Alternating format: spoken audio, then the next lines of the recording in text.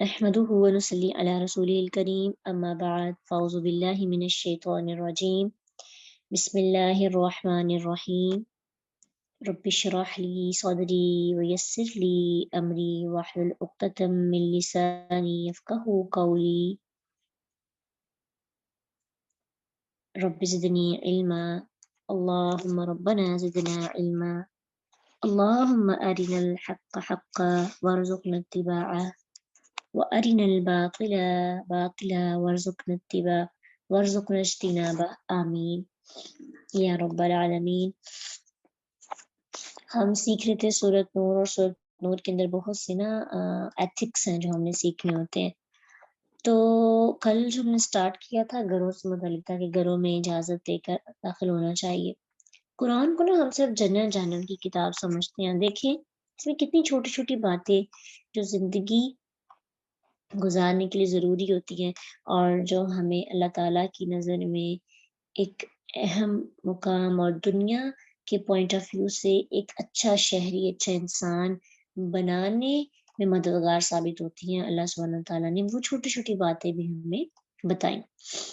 کل ہم نے سیکھا تھا طریقہ گھروں میں داخل ہونے کا، کہ جس گھر میں آپ نہیں اکیلے نہیں رہتے اور بھی آپ کے ساتھ ممبرز ہوتے، تو وہاں پہ آپ کو داخل ہونے کہ کیا میتھڈس یوز کرنے چاہیے، اجازت کیسے لینی ہے، اور وہ سارے اشارے طریقے جس نے نہیں لیے وہ پچھلا لیکچر ضرور اٹینڈ کریں۔ اب اللہ سبحانہ تعالیٰ مزید کچھ کیسز بتا رہے ہیں۔ فَإِن لَمْ تَجِدُوا، پھر اگر تم نہ پاؤ، فیہا ان میں، کن میں، گھروں میں، یعنی اس گھر کے اندر تم نہ پاؤ، احدن کسی ایک کو، فلا تنا تدخلوہا، تم داخل ہو ان میں۔ اگر اس گھر میں کوئی بھی نہیں ہے تو پھر کیا کریں؟ اس گھر میں داخل ہی نہیں ہونا چاہیے، حتیٰ یؤذن لکم، حتیٰ کہ اجازت دے دی جائے تمہیں۔ وَإِن قِیلَ لَکم، اور اگر کہا جائے تمہیں، ارجعوا، واپس جاؤ، فارجعوا، تو واپس چلے جاؤ، ہوا وہ ازکا، زیادہ پاکیزہ ہے، لکم، تمہارے لیے، اللہ بما تعملون علیم، اور اللہ اسے جو تم عمل کرتے ہو خوب جاننے والا ہے۔ اب یہاں پہ یہ کہا جاتا ہے کہ ہر وقت ضروری نہیں ہے کہ کوئی گھر میں موجود ہو، تو اس لیے اگر ہم کسی کے گھر میں اس کی وہ گھر میں نہیں ہوگا اور اس غیر حاضری میں گھر میں داخل ہوں گی تو کوئی شکوک و شبہات پیدا ہو سکتے ہیں، کوئی چیز ادھر ادھر ہو جائے، فوراً سے شک جاتا ہے اچھا میرے پیچھے سے وہ آئی تھی۔ ہوتا ہے نا ایسے، یہاں پہ جوائنٹ فیملی بھی ہوتی ہے نا تو اپنا اپنا ایک پورشن ہوتا ہے، تو جب کسی کی جب کوئی گھر میں نہ ہو تو کسی کے پورشن میں نہ جائے، یہ سب سے بہترین اگزامپل ہے۔ باہر والے تو چلو آ ہی سکتے ہیں، لاک ہوگا، تو گھر والے جو جوائنٹ فیملی میں خاص طور پہ یا جہاں جو لاک کر کے نہیں جاتے تو وہ کوئی گھر میں نہ ہو تو داخل ہی نہ ہو۔ اس طرح سے شکوک و شبہات پیدا ہوتے ہیں، الزام تراشی بڑھتی ہے، حالانکہ پیچھے الزام بہتان لگانے سے منع کیا گیا ہے۔ تو اللہ سبحانہ تعالیٰ وہ سارے چور دروازے بند کر رہے ہیں کہ جن کے ذریعے انسان ایک دوسرے سے تعلقات کو خراب کرتا ہے۔ اور حتیٰ یؤذن لکم، یہاں تک کہ اجازت دے دی جائے تمہیں، اس کا مطلب یہ ہے کہ اگر کوئی خود تمہیں کمرے میں بٹھا کے کہے کہ میں تھوڑی دیر کے لیے آتا ہوں تو آپ ادھر بیٹھے اسٹے کرے، تو اس صورت میں اجازت ہے، آپ اس کمرے میں بیٹھیں، بس باہر جانے کی ضرورت نہیں، انتظار کریں، اس طرح اجازت کی۔ کئی اور صورتیں بھی ممکن ہے، کوئی کال کر کے کہہ دے پلیز میرے گھر جانا اور یہ فلاں فلاں چیز پڑی ہوئی ہے، اس کو اس طرح سے پکڑ کے لے آنا، یا کوئی اور طریقہ بھی ہو سکتا ہے، حتیٰ یؤذن لکم۔ لیکن اگر کسی کو پتہ نہیں ہے آپ اس کے گھر میں آئے ہیں اور اس کی غیر موجودگی میں داخل ہو جاتے ہیں، تو اس سے اللہ سبحانہ تعالیٰ نے منع کیا ہے۔ پھر اس کے بعد وَإِن قِیلَ لَکُمْ ارجعوا فارجعوا هو ازکیٰ لکم، یعنی اگر اجازت نہ ملے، اجازت لینے کی 3 بار حکم دیا گیا، ممکن ہے پہلی بار کوئی سنے، دوسری بار کوئی نہ سنے، تیسری بار احساس ہو، کوئی مشغول بھی ہوتا ہے،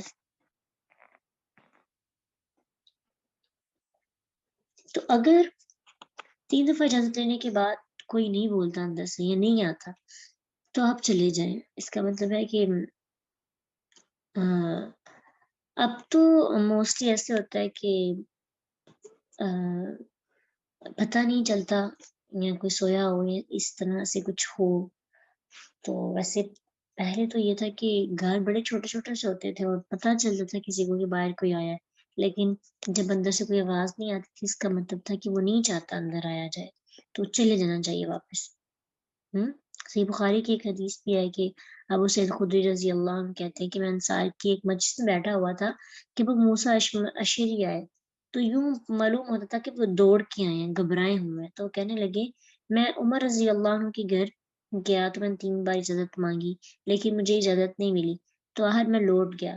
پھر مجھے عمر رضی اللہ عنہ نے پوچھا تم کھڑے کیوں نہ رہے، انتظار کیوں نہ کیا؟ تو ابو موسیٰ اشعری کہنے لگے کہ میں نے 3 بار اجازت مانگی اور مجھے اجازت نہیں ملی تو میں لوٹ آیا، کیونکہ آپ وسلم نے ایسا فرمایا تھا کہ تم میں سے کوئی شخص 3 بار اجازت مانگے پر اسے اجازت نہ دی جائے تو واپس آ جائے. تو عمر رضی اللہ عنہ نے اس پر انہوں نے کہا کہ اللہ کی قسم تجھے اس حدیث پر کوئی گواہ لانا ہوگا. تو اب بتاؤ کیا تم میں سے کسی نے نبی صلی اللہ علیہ وسلم سے یہ حدیث سنی ہے؟ تو ابی بن کعب کہنے لگے اللہ کی قسم تمہارے ساتھ وہ آدمی شہادت دے کر جو ہم سب میں سے جو ہے مطلب چھوٹا ہوگا، یہ سب میں سے کہنے لگے کہ اس پر پھر انہوں نے مزید تحقیق کروائی اور اس کو ڈن کیا. مطلب یہ نہیں تھا مقصد کہ ان پہ یقین نہیں تھا، لیکن یہ تھا کہ مزید لوگ جو ہے نا وہ احادیث کی وضاحت کے لیے، اس کی پختگی کے لیے ایک دوسرے سے گواہ مانگتے تھے جو انہوں نے خود کبھی بھی نہ سنی ہوتی. تو اس لیے یہ بہتر طریقہ ہے کہ اجازت طلب کی جائے، نہ ملے تو واپس آ جائے اور برا بھی نہ منائے. ٹھیک ہے. پتہ ہے کیا اگلے بندے ہم لوگ جو ہے نا زبردستی لوگوں کی لائف میں انٹرفیئر کرتے ہیں، تو اس لیے اگر کوئی پرمیشن نہیں دیتا تو اس سے کیا کرنا ہے، برا بھی نہیں سمجھنا. کسی بھی معاملے میں اگر کسی کے گھر ہم نے جانا ہو تو اگلا کو کال کر کے کہہ دینا سوری آج آپ پلیز نہ آئیں، یا آج مجھے یہ فلاں کام پڑ گیا، یا مجھے یہاں جانا ہے، یا میری طبیعت نہیں ٹھیک. تو پتہ کہ ہم نے تو کسی کے گھر جانا ہی نہیں، جب بھی جائیں تو آگے سے یہ رسپانس آ جاتا ہے. یعنی اس طرح سے ہم بات چیت کرنا شروع کر دیتے ہیں کہ سامنے والے کے اخلاص پر شک کرتے ہیں. ٹھیک ہے. اس لیے بہتر یہ ہے کہ تم وہاں سے آ جاؤ. اس میں کیا کیا چیزیں، عزت اور پاکیزگی جو ہے وہ انسان اسی کے اندر ہے. پھر اگر دروازے پہ کھڑے رہیں گے تو بے قدری ہوگی، تو بے قدری سے بچ جائیں گے اگر ہم واپس آ جائیں گے.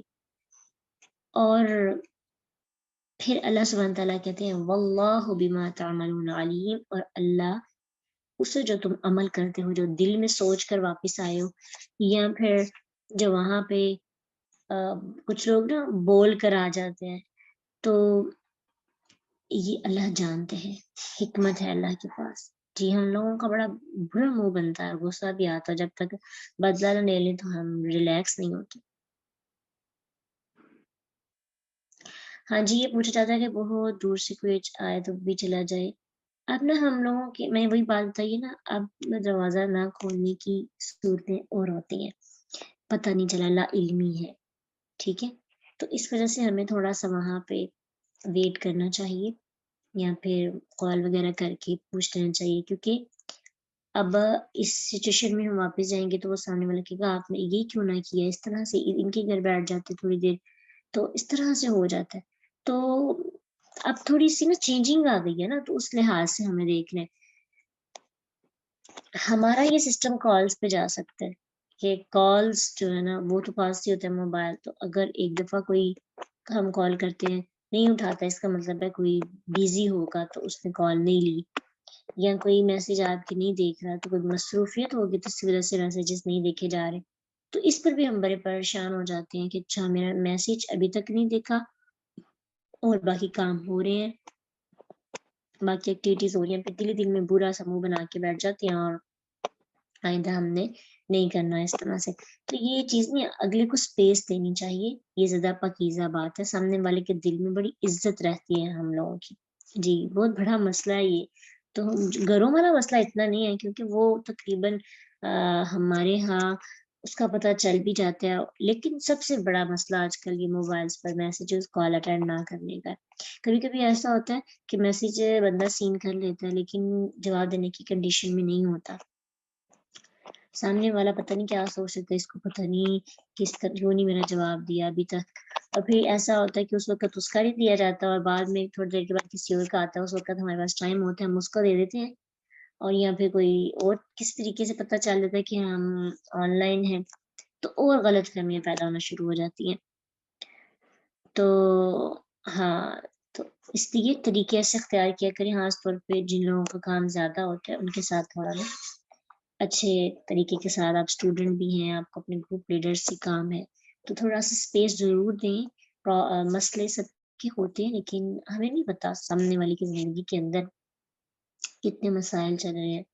تو ریلیکس رہیں، اپنے آپ کو تھوڑا سا ریلیکس کریں، اس سچویشن میں آ جائیں کہ آپ کو فرق نہ پڑے. ویٹ کیا کریں، منتظر رہا کریں. ٹھیک ہے انشاءاللہ. تو آپ لوگوں کا عمل اس لحاظ سے یہاں پہ ہوگا. لیس علیکم جناح، نہیں ہے تم پر کوئی گناہ، ان تدخلوا کہ تم داخل ہو، بیوتن گھروں میں، غیر مسکونۃ غیر رہائشی، یعنی ایسے گھروں میں داخل نہ ہو. ایسے گھروں میں جب داخل ہو تو اجازت کی کوئی ضرورت نہیں جہاں پہ رہائشی نہیں، یعنی کوئی غیر آباد علاقے ہیں، آبادی وہاں پہ نہیں ہے. تو بہتر ہے کہ اگر تم چلے وہاں جاؤ تو اجازت لینے کی ضرورت نہیں ہے. فیہا، جن میں متاع، فائدہ ہے تمہارے لیے. اللہ یعلم، اور اللہ جانتا ہے، ما تبدون، جو کچھ تم ظاہر کرتے ہو، ما تکتمون، جو کچھ تم چھپاتے ہو. تو ایسی جگہ جہاں پہ رہائش نہیں، مثلا اسٹیشن، بسوں کے اڈے، مسجدیں، کھانے پینے کے لنگر وغیرہ جہاں لگتے ہیں، رہائش کے ہوٹل ہوتے ہیں، مسافر خانے، دکانیں، مہمان خانے، جن میں جانے کی ایک دفعہ اجازت مل چکی ہے کہ آپ جا سکتے ہیں. اس طرح وہ مکانات جو بے آباد، ویران، اجڑے پڑے ہیں، ان کے اندر آرام کر لینا، سایہ حاصل کرنا، رات گزارنا وغیرہ جائز ہے. یعنی انسان کو اگر کوئی فائدہ مقصد نہ بھی ہو تو وہاں مطلب بہتر ہے کہ نہ جائیں. جہاں پہ کوئی فائدہ نہیں، جہاں کوئی مقصد نہیں، وہاں نہ جائیں. لیکن جہاں پہ فائدہ ہے، مقصد ہے، وہاں بغیر پوچھے اگر آپ جائیں، یعنی اس سے پتہ چلتا ہے اسلام ہمیں بے مقصد اور بے فائدہ چیزوں سے منع کرتا ہے. یعنی یہاں پہ بھی اگر کسی گھر میں، کسی جگہ پہ کوئی رہائشی نہیں ہے تو وہاں پہ لوگ رہتے نہیں ہیں اور آنے کی پرمیشن سب کو ہے، پبلک اسپیس ہے، تو وہاں پہ بغیر اجازت کے جایا جا سکتا ہے. لیکن ایک چیز یاد رکھیں، فیہا متاع لکم، بے مقصد زندگی نہ گزارے، فائدہ ہونا چاہیے. ایسی جا کے گپ شپ کے لیے، فضول ڈسکشنز کے لیے اور فضول باتوں کے لیے نہ چلے جائیں. اللہ تعالیٰ جانتا ہے جو کچھ تم ظاہر کرتے ہو، جو کچھ تم چھپاتے ہو. اللہ تمہاری سب نیتوں کو جانتا ہے. اب پراپر ہمارا ٹاپک آج کا شروع ہونے لگا ہے نظر کی حفاظت سے متعلق. تو انشاءاللہ یہ بہت ابن قیم کے بھی رحمہ اللہ کے کچھ پوائنٹس بھی ہم اس میں دیکھیں گے کہ جو انہوں نے نظر کی حفاظت کے کچھ فوائد بتائے ہیں. تو آپ ریجوائن کریں.